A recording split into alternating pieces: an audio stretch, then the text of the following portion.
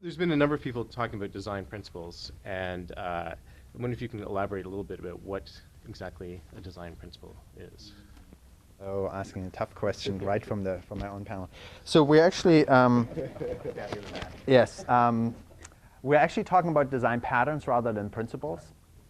That's the updated that was in the last memo, Bruce. And Yeah, I meant to say you're talking about design patterns, not principles, and you talked about the difference. yes, the difference.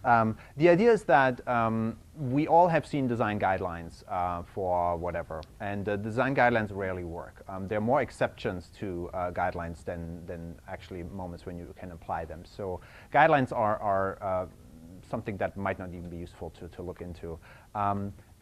The point that Chuck was making also, and actually everybody has made it on the panel, is that we need to look into different genres, different kind of subject matter areas, different types of learners, and already principles won't apply because they have to be so specific. Design patterns, on the other hand, are general ideas of specific characteristics of a situation that are applying more generally, but then that have to be customized and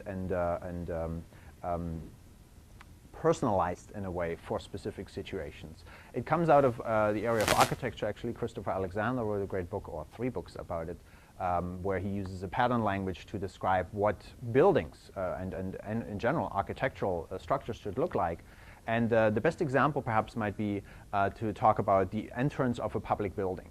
No two entrances of public buildings probably look alike, but they have certain features in common that make them appear to you like an entrance. So they are located in a way that your kind of attention will be drawn toward them. They're typically big enough that more than one person can go in and out.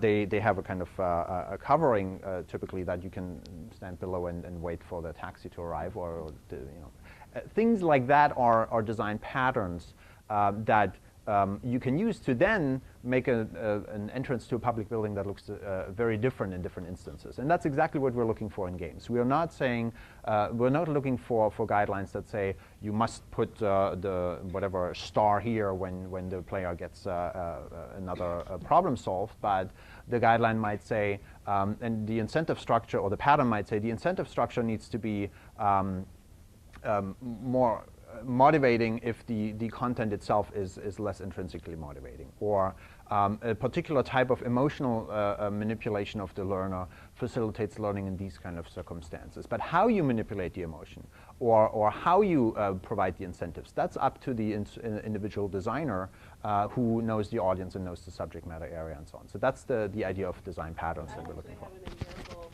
from the interviews. There was a guy from Microsoft, actually, from Microsoft Game Studios, who had done a lot of work on tutorial making in games. And that's a huge thing because you have to teach the player all these mechanics. And he said over a long period of time, he realized that what actually made a successful tutorial wasn't just teaching the player the mechanics they had to learn, but teaching them how to have fun with the mechanics they had to learn.